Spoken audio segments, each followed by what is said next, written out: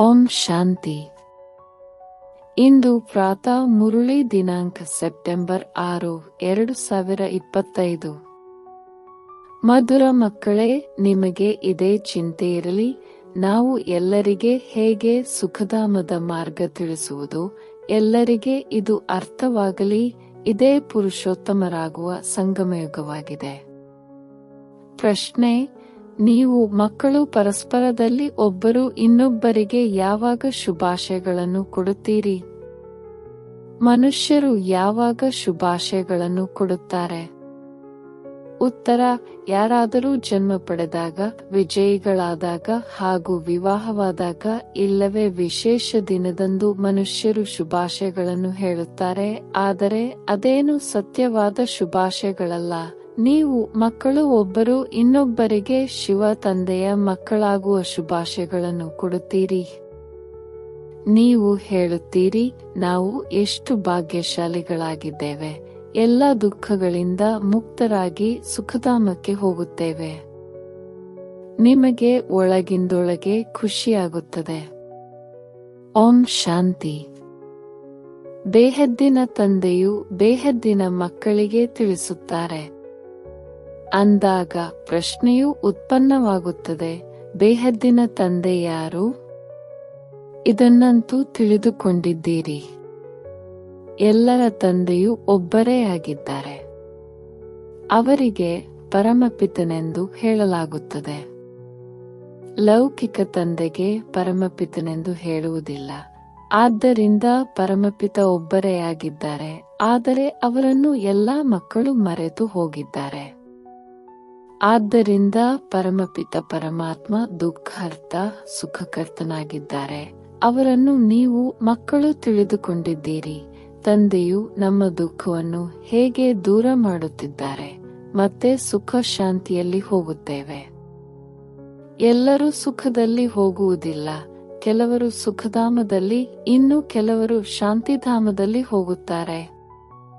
ಕೆಲವರು ಸತ್ಯಯುಗದಲ್ಲಿ, ಕೆಲವರು ತ್ರೇತಾಯುಗದಲ್ಲಿ, ಇನ್ನು ಕೆಲವರು ದ್ವಾಪರ ಯುಗದಲ್ಲಿ ಪಾತ್ರವನ್ನಭಿನಯಿಸುತ್ತಾರೆ. ನೀವು ಸತ್ಯಯುಗದಲ್ಲಿದ್ದಾಗ ಉಳಿದವರೆಲ್ಲರೂ ಮುಕ್ತಿಧಾಮದಲ್ಲಿರುತ್ತಾರೆ. ಅದಕ್ಕೆ ಈಶ್ವರನ ಮನೆಯೆಂದು ಹೇಳುವರು. ಮುಸಲ್ಮಾನರು ಸಹ ನಮಾಜ್ ಮಾಡುವಾಗ ಎಲ್ಲರೂ ಸೇರಿ ಖುದಾನ ಆರಾಧನೆ ಮಾಡುತ್ತಾರೆ. ಏತಕ್ಕಾಗಿ? ಸ್ವರ್ಗಕ್ಕಾಗಿಯೋ ಇಲ್ಲವೇ ಖುದಾನ ಬಳಿ ಹೋಗುವುದಕ್ಕಾಗಿಯೋ? ಅಲ್ಲಾನ ಮನೆಯನ್ನು ಬಹಿಷ್ಟ್ ಸ್ವರ್ಗ ಎಂದು ಹೇಳುವುದಿಲ್ಲ. ಅಲ್ಲಂತೂ ಆತ್ಮಗಳು ಶಾಂತಿಯಲ್ಲಿರುತ್ತಾರೆ, ಶರೀರವಿರುವುದಿಲ್ಲ. ಇದಂತೂ ತಿಳಿದುಕೊಂಡಿರಬಹುದು. ಅಲ್ಲಾನ ಬಳಿಗೆ ಶರೀರದೊಂದಿಗಲ್ಲ, ನಾವಾತ್ಮಗಳು ಹೋಗುತ್ತೇವೆ, ಕೇವಲ ಅಲ್ಲಾಹನನ್ನು ನೆನಪು ಮಾಡುವುದರಿಂದಷ್ಟೇ. ಏಕೆಂದರೆ ಅವರನ್ನು ಅರಿತುಕೊಂಡೇ ಇಲ್ಲ ಅಂದಾಗ ತಂದೆಯು ಸುಖ ಶಾಂತಿಯ ಆಸ್ತಿಯನ್ನು ಕೊಡುತ್ತಿದ್ದಾರೆಂದು ಮನುಷ್ಯರಿಗೆ ಹೇಗೆ ಸಲಹೆ ಕೊಡುವುದು? ವಿಶ್ವದಲ್ಲಿ ಶಾಂತಿಯು ಹೇಗೆ ಸ್ಥಾಪನೆಯಾಗುತ್ತದೆ? ವಿಶ್ವದಲ್ಲಿ ಶಾಂತಿಯು ಯಾವಾಗ ಇತ್ತು ಎಂಬುದು ಅವರಿಗೆ ಹೇಗೆ ತಿಳಿಸುವುದು? ಸೇವಾದಾರಿ ಮಕ್ಕಳಿಗೆ ನಂಬರ್ವಾರ್ ಪುರುಷಾರ್ಥದನುಸಾರ ಈ ಚಿಂತನೆ ಇರುತ್ತದೆ. ನೀವು ಬ್ರಹ್ಮಮುಖ ವಂಶಾವಳಿ ಬ್ರಾಹ್ಮಣರಿಗೆ ತಮ್ಮ ಪರಿಚಯವನ್ನು ಕೊಟ್ಟಿದ್ದಾರೆ. ಇಡೀ ಪ್ರಪಂಚದ ಮನುಷ್ಯ ಮಾತ್ರರ ಪಾತ್ರದ ಬಗ್ಗೆ ಪರಿಚಯವನ್ನು ಕೊಟ್ಟಿದ್ದಾರೆ. ನಾವೀಗ ಮನುಷ್ಯ ಮಾತ್ರರಿಗೆ ತಂದೆ ಮತ್ತು ರಚನೆಯ ಪರಿಚಯವನ್ನು ಹೇಗೆ ಕೊಡುವುದು? ತಂದೆಯು ಎಲ್ಲರಿಗೆ ಹೇಳುತ್ತಾರೆ, ತನ್ನನ್ನು ಆತ್ಮನೆಂದು ತಿಳಿದು ನನ್ನನ್ನು ನೆನಪು ಮಾಡಿರಿ, ಆಗ ಖುದಾನ ಮನೆಗೆ ಹೋಗುತ್ತೀರಿ. ಸತ್ಯಯುಗ ಅಥವಾ ಬಹಿಷ್ಟ್ನಲ್ಲಿ ಎಲ್ಲರೂ ಹೋಗುವುದಿಲ್ಲ. ಅಲ್ಲಿ ಒಂದೇ ಧರ್ಮವಿರುತ್ತದೆ. ಉಳಿದವರೆಲ್ಲರೂ ಶಾಂತಿಧಾಮದಲ್ಲಿರುತ್ತಾರೆ. ಇದರಲ್ಲಿ ಯಾರೂ ಬೇಸರವಾಗುವ ಮಾತೇ ಇಲ್ಲ. ಮನುಷ್ಯರು ಶಾಂತಿಯನ್ನು ಬಯಸುತ್ತಾರೆ, ಆದರೆ ಆ ಶಾಂತಿಯು ಅಲ್ಲ ಅಥವಾ ಪರಮಾತ್ಮನ ಮನೆಯಲ್ಲಿಯೇ ಸಿಗುತ್ತದೆ. ಎಲ್ಲ ಆತ್ಮಗಳು ಶಾಂತಿಧಾಮದಿಂದ ಬರುತ್ತಾರೆ. ನಂತರ ಯಾವಾಗ ನಾಟಕವು ಮುಕ್ತಾಯವಾಗುವುದೋ ಆಗಲೇ ಪುನಃ ಅಲ್ಲಿಗೆ ಹೋಗುತ್ತಾರೆ. ತಂದೆಯು ಪತಿತ ಪ್ರಪಂಚದಿಂದ ಎಲ್ಲರನ್ನೂ ಕರೆದುಕೊಂಡು ಹೋಗುವುದಕ್ಕಾಗಿ ಬರುತ್ತಾರೆ. ಈಗ ನೀವು ಮಕ್ಕಳ ಬುದ್ಧಿಯಲ್ಲಿದೆ, ನಾವು ಶಾಂತಿಧಾಮಕ್ಕೆ ಹೋಗುತ್ತೇವೆ, ನಂತರ ಸುಖಧಾಮದಲ್ಲಿ ಬರುತ್ತೇವೆ. ಇದು ಪುರುಷೋತ್ತಮ ಸಂಗಮಯುಗವಾಗಿದೆ. ಪುರುಷೋತ್ತಮ ಅರ್ಥಾತ್ ಉತ್ತಮರಿಗಿಂತಲೂ ಉತ್ತಮ ಪುರುಷರು. ಎಲ್ಲಿಯವರೆಗೆ ಆತ್ಮವು ಪವಿತ್ರವಾಗುವುದಿಲ್ಲವೋ ಅಲ್ಲಿಯವರೆಗೆ ಉತ್ತಮ ಪುರುಷನಾಗಲು ಸಾಧ್ಯವಿಲ್ಲ. ಈಗ ತಂದೆಯು ತಿಳಿಸುತ್ತಾರೆ, ನನ್ನನ್ನು ನೆನಪು ಮಾಡಿ ಮತ್ತು ಸೃಷ್ಟಿಚಕ್ರವನ್ನು ಅರಿತುಕೊಳ್ಳಿ. ಜೊತೆಯಲ್ಲಿ ದೈವಿ ಗುಣಗಳನ್ನು ಧಾರಣೆ ಮಾಡಿ. ಈ ಸಮಯದಲ್ಲಿ ಎಲ್ಲಾ ಮನುಷ್ಯರ ಚಾರಿತ್ರ್ಯವು ಹಾಳಾಗಿದೆ. ಹೊಸ ಪ್ರಪಂಚದಲ್ಲಿ ಎಲ್ಲರ ನಡವಳಿಕೆಯು ಬಹಳ ಚೆನ್ನಾಗಿರುತ್ತದೆ. ಭಾರತವಾಸಿಗಳೇ ಶ್ರೇಷ್ಠ ಚಾರಿತ್ರ್ಯವಂತರಾಗುತ್ತೀರಿ. ಆ ಶ್ರೇಷ್ಠ ಚಾರಿತ್ರ್ಯವಂತರಿಗೆ ಕನಿಷ್ಠರು ತಲೆಬಾಗುತ್ತಾರೆ.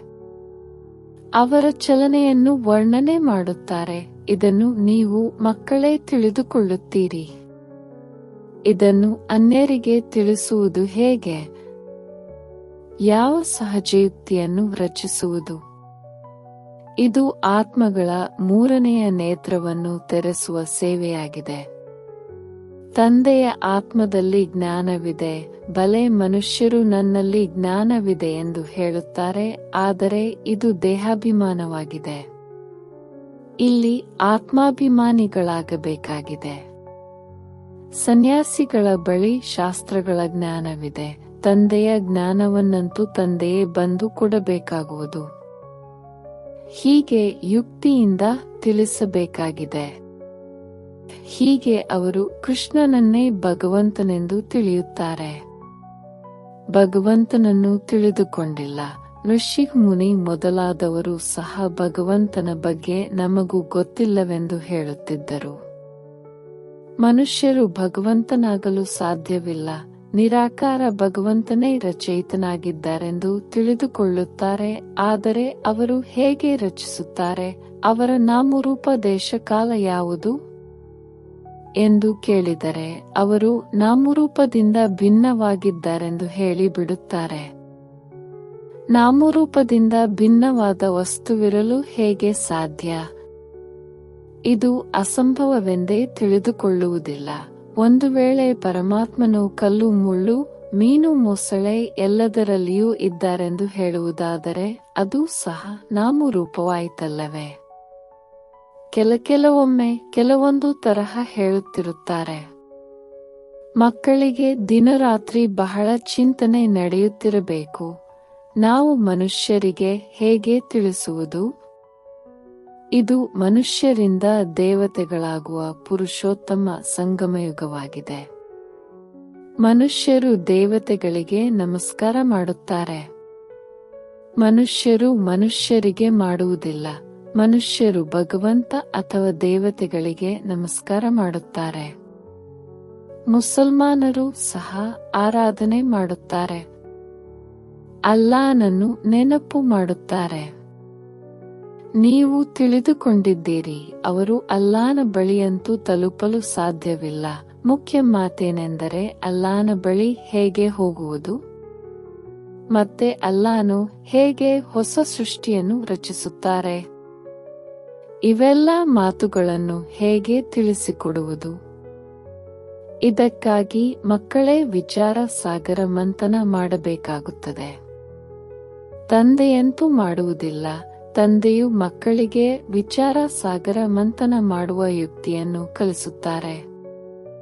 ಈ ಸಮಯದಲ್ಲಿ ಎಲ್ಲರೂ ಕಲಿಯುಗದಲ್ಲಿ ತಮೋಪ್ರಧಾನರಾಗಿದ್ದಾರೆ. ಅವಶ್ಯವಾಗಿ ಯಾವುದೋ ಸಮಯದಲ್ಲಿ ಸತ್ಯಯುಗವೂ ಇರಬೇಕಲ್ಲವೇ? ಸತ್ಯಯುಗಕ್ಕೆ ಪವಿತ್ರ ಪ್ರಪಂಚವೆಂದು ಹೇಳಲಾಗುತ್ತದೆ. ಪವಿತ್ರ ಮತ್ತು ಅಪವಿತ್ರ ಹೇಗೆ ಚಿನ್ನದಲ್ಲಿ ತುಕ್ಕು ಬೀಳುತ್ತದೆಯಲ್ಲವೇ? ಆತ್ಮವು ಸಹ ಮೊದಲು ಪವಿತ್ರ ಸತೋಪ್ರಧಾನವಾಗಿರುತ್ತದೆ, ನಂತರ ಅದರಲ್ಲಿ ತುಕ್ಕು ಬೀಳುತ್ತದೆ. ಯಾವಾಗ ತಮೋಪ್ರಧಾನವಾಗಿ ಬಿಡುವುದೋ ಆಗ ತಂದೆಯು ಬರುತ್ತಾರೆ. ತಂದೆಯೇ ಬಂದು ಸತೋಪ್ರಧಾನ ಸುಖಧಾಮವನ್ನಾಗಿ ಮಾಡುತ್ತಾರೆ. ಸುಖಧಾಮದಲ್ಲಿ ಕೇವಲ ಭಾರತವಾಸಿಗಳೇ ಇರುತ್ತಾರೆ. ಉಳಿದೆಲ್ಲರೂ ಶಾಂತಿಧಾಮಕ್ಕೆ ಹೋಗುತ್ತಾರೆ. ಶಾಂತಿಧಾಮದಲ್ಲಿ ಎಲ್ಲರೂ ಪವಿತ್ರರಾಗಿರುತ್ತಾರೆ. ಮತ್ತೆ ಇಲ್ಲಿ ಬಂದು ನಿಧಾನವಾಗಿ ಅಪವಿತ್ರರಾಗುತ್ತಾ ಹೋಗುತ್ತಾರೆ. ಪ್ರತಿಯೊಬ್ಬ ಮನುಷ್ಯನು ಸತೋ ರಜೋ ತಮೋ ಅವಶ್ಯವಾಗಿ ಆಗುತ್ತಾರೆ ಅಂದಾಗ ಈಗ ಅವರಿಗೆ ನೀವೆಲ್ಲರೂ ಅಲ್ಲಾನ ಮನೆಗೆ ತಲುಪಬಹುದೆಂದು ದೇಹದ ಎಲ್ಲಾ ಸಂಬಂಧಗಳನ್ನು ಬಿಟ್ಟು ತನ್ನನ್ನು ಆತ್ಮನೆಂದು ತಿಳಿಯಿರಿ ಎಂಬುದನ್ನು ಅವರಿಗೆ ಹೇಗೆ ತಿಳಿಸುವುದು? ಭಗವಾನುವಾಚವಂತೂ ಇದೆ, ನನ್ನನ್ನು ನೆನಪು ಮಾಡಿದರೆ ಈ 5 ಭೂತಗಳು ಹೊರಟು ಹೋಗುತ್ತವೆ. ನೀವು ಮಕ್ಕಳಿಗೆ ದಿನರಾತ್ರಿ ಇದೇ ಚಿಂತೆ ಇರಬೇಕು. ಹೇಗೆ ತಂದೆಗೂ ಸಹ ಚಿಂತೆಯಾಯಿತು. ಈಗ ಹೋಗಿ ಎಲ್ಲರನ್ನೂ ಸುಖಿಯನ್ನಾಗಿ ಮಾಡುವುದೇ ಎಂಬ ಸಂಕಲ್ಪವೂ ಬಂದಿತು. ಅಂದ ಮೇಲೆ ಮಕ್ಕಳು ಸಹ ತಂದೆಯ ಜೊತೆಯಲ್ಲಿ ಸಹಯೋಗಿಗಳಾಗಬೇಕಾಗಿದೆ. ತಂದೆಯೊಬ್ಬರೇ ಏನು ಮಾಡುವರು? ಒಬ್ಬರಿಂದ ವಿಚಾರಸಾಗರ ಮಂಥನ ಮಾಡಿ ಮನುಷ್ಯರಿಗೆ ಇದು ಪುರುಷೋತ್ತಮ ಸಂಗಮಯುಗವೆಂದು ಕೂಡಲೇ ಅರ್ಥವಾಗಬೇಕೆಂದರೆ ಇಂತಹ ಯಾವ ಉಪಾಯವನ್ನು ರಚಿಸುವುದು? ಈ ಸಮಯದಲ್ಲಿಯೇ ಮನುಷ್ಯರು ಪುರುಷೋತ್ತಮರಾಗುತ್ತಾರೆ. ಮೊದಲು ಶ್ರೇಷ್ಠರಾಗಿರುತ್ತಾರೆ, ನಂತರ ಕೆಳಗಿಳಿಯುತ್ತಾರೆ ಎಂಬುದನ್ನು ಹೇಗೆ ತಿಳಿಸುವುದು? ಮೊಟ್ಟ ಮೊದಲಿಗೆ ಕೆಳಗಿಳಿಯುವುದಿಲ್ಲ ಅಲ್ಲವೇ? ಏಕೆಂದರೆ ಬಂದ ತಕ್ಷಣವೇ ತಮೋಪ್ರಧಾನರಾಗಿರುವುದಿಲ್ಲ. ಪ್ರತಿಯೊಂದು ವಸ್ತು ಮೊದಲು ಸತೋಪ್ರಧಾನ, ನಂತರ ಸತೋ ರಜೋ ತಮೋ ಆಗುತ್ತದೆ. ಮಕ್ಕಳು ಇಷ್ಟೊಂದು ಪ್ರದರ್ಶನಿಗಳನ್ನಿಡುತ್ತಾರೆ, ಆದರೂ ಸಹ ಮನುಷ್ಯರು ಏನೂ ತಿಳಿದುಕೊಳ್ಳುತ್ತಿಲ್ಲ. ಅಂದ ಮೇಲೆ ಮತ್ತೇನು ಉಪಾಯ ಮಾಡುವುದು? ಭಿನ್ನ ಭಿನ್ನ ಉಪಾಯಗಳನ್ನಂತೂ ಮಾಡಬೇಕಾಗುತ್ತದೆಯಲ್ಲವೇ? ಅದಕ್ಕಾಗಿ ಸಮಯವೂ ಸಿಕ್ಕಿದೆ. ತಕ್ಷಣ ಯಾರೂ ಸಂಪೂರ್ಣರಾಗಿ ಬಿಡುವುದಿಲ್ಲ. ಚಂದ್ರಮನು ಸಹ ಸ್ವಲ್ಪ ಸ್ವಲ್ಪವಾಗಿಯೇ ಕೊನೆಗೆ ಸಂಪೂರ್ಣನಾಗುತ್ತಾನೆ. ನಾವು ಸಹ ತಮೋಪ್ರಧಾನರಾಗಿದ್ದೇವೆ, ಮತ್ತೆ ಸತೋಪ್ರಧಾನರಾಗುವುದರಲ್ಲಿ ಸಮಯ ಹಿಡಿಸುತ್ತದೆ. ಅದಂತೂ ಜಡ. ಇದು ಚೈತನ್ಯ ಆತ್ಮಗಳ ಮಾತಾಗಿದೆ ಅಂದಾಗ ನಾವು ಹೇಗೆ ತಿಳಿಸಿಕೊಡಬೇಕು? ಮುಸಲ್ಮಾನರ ಮೌಲ್ವಿಗೆ ತಿಳಿಸಿರಿ, ನೀವು ಈ ನಮಾಜನ್ನು ಏಕೆ ಓದುತ್ತೀರಿ, ಯಾರ ನೆನಪಿನಲ್ಲಿ ಓದುತ್ತೀರಿ? ಇದನ್ನು ವಿಚಾರ ಸಾಗರ ಮಂಥನ ಮಾಡಬೇಕಾಗಿದೆ. ವಿಶೇಷ ದಿನಗಳಂದು ರಾಷ್ಟ್ರಪತಿ ಮೊದಲಾದವರು ಸಹ ಮಸೀದಿಗೆ ಹೋಗುತ್ತಾರೆ. ಹಿರಿಯರೊಂದಿಗೆ ಆಲಿಂಗನ ಮಾಡುತ್ತಾರೆ. ಎಲ್ಲ ಮಸೀದಿಗಳಿಗೂ ಒಂದು ದೊಡ್ಡ ಮಸೀದಿ ಇರುತ್ತದೆ. ಅಲ್ಲಿಗೆ ಈದ್ ಮುಬಾರಕ್ ಕೊಡಲು ಹೋಗುತ್ತಾರೆ. ಈಗ ಶುಭಾಶಯಗಳಂತೂ ಇದಾಗಿದೆ. ಯಾವಾಗ ಎಲ್ಲ ದುಃಖಗಳಿಂದ ಮುಕ್ತರಾಗಿ ಸುಖಧಾಮದಲ್ಲಿ ಹೋಗುತ್ತೇವೆಯೋ ಆಗ ಶುಭಾಶಯಗಳು ಎಂದು ಹೇಳಲಾಗುವುದು. ನಾವು ಖುಷಿಯ ಸಮಾಚಾರವನ್ನು ತಿಳಿಸುತ್ತೇವೆ. ಯಾರಾದರೂ ವಿಜಯಿಯಾದಾಗಲೂ ಶುಭಾಶಯಗಳನ್ನು ಹೇಳುತ್ತಾರೆ, ವಿವಾಹವಾದಾಗಲೂ ಶುಭಾಶಯಗಳನ್ನು ಹೇಳುತ್ತಾರೆ, ಅಂದರೆ ಸದಾ ಸುಖಿಯಾಗಿರಿ ಎಂದು. ಈಗ ನಿಮಗೆ ತಂದೆಯು ತಿಳಿಸಿದ್ದಾರೆ, ಪ್ರತಿಯೊಬ್ಬರಿಗೆ ಹೇಗೆ ಶುಭಾಶಯಗಳನ್ನು ಕೊಡುವುದು. ಈ ಸಮಯದಲ್ಲಿ ನಾವು ಬೇಹದ್ದಿನ ತಂದೆಯಿಂದ ಮುಕ್ತಿ ಜೀವನ್ಮುಕ್ತಿಯ ಆಸ್ತಿಯನ್ನು ಪಡೆಯುತ್ತಿದ್ದೇವೆ. ನಿಮಗಂತೂ ಸತ್ಯವಾದ ಶುಭಾಶಯಗಳು ಸಿಗುತ್ತದೆ. ತಂದೆಯು ತಿಳಿಸುತ್ತಾರೆ, ಮಕ್ಕಳೇ, ನಿಮಗೆ ಶುಭಾಶಯಗಳು. ನೀವು 21 ಜನ್ಮಗಳಿಗಾಗಿ ಪದಮಾಪತಿಗಳಾಗುತ್ತಿದ್ದೀರಿ. ಈಗ ಎಲ್ಲ ಮನುಷ್ಯರು ತಂದೆಯಿಂದ ಹೇಗೆ ಆಸ್ತಿಯನ್ನು ಪಡೆದುಕೊಳ್ಳುವುದು ಹಾಗೂ ಎಲ್ಲರಿಗೆ ಶುಭಾಶಯಗಳು ಸಿಗುವುದು? ನಿಮಗೂ ಈಗ ಅರ್ಥವಾಗಿದೆ. ಆದರೆ ನಿಮಗೆ ಶುಭಾಶಯಗಳನ್ನು ಮನುಷ್ಯರು ಕೊಡಲು ಸಾಧ್ಯವಿಲ್ಲ. ನಿಮ್ಮನ್ನು ತಿಳಿದುಕೊಂಡೇ ಇಲ್ಲ. ಶುಭಾಶಯಗಳನ್ನು ಕೊಡುವುದಾದರೆ ತಾವು ಅವಶ್ಯವಾಗಿ ಬಂದು ಶುಭಾಶಯಗಳನ್ನು ಪಡೆದುಕೊಳ್ಳಲು ಯೋಗ್ಯರಾಗುವರು. ನೀವಂತೂ ಗುಪ್ತವಾಗಿದ್ದೀರಲ್ಲವೇ?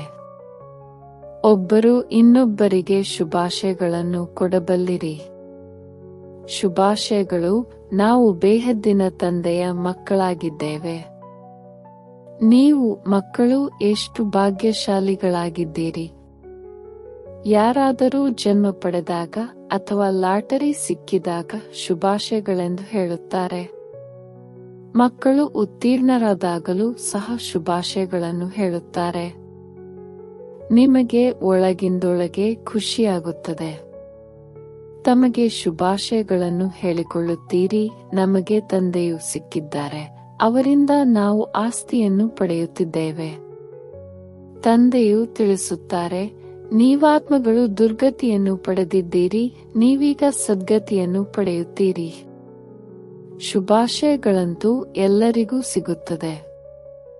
ಕೊನೆಯಲ್ಲಿ ಎಲ್ಲರಿಗೆ ಅರ್ಥವಾಗುತ್ತದೆ. ಯಾರು ಶ್ರೇಷ್ಠಾತಿ ಶ್ರೇಷ್ಠರಾಗುವರೋ ಅವರ ಕೆಳಗಿನವರಿಗೆ ಶುಭಾಶಯಗಳನ್ನು ಹೇಳುವರು. ತಾವು ಸೂರ್ಯವಂಶಿ ಕುಲದಲ್ಲಿ ಮಹಾರಾಜ ಮಹಾರಾಣಿಯಾಗುತ್ತೀರಿ. ನೀಚ ಕುಲದವರು ಯಾರು ವಿಜಯಮಾಲೆಯ ಮಣಿಯಾಗುವರೋ ಅವರಿಗೆ ಶುಭಾಶಯಗಳನ್ನು ಹೇಳುತ್ತಾರೆ.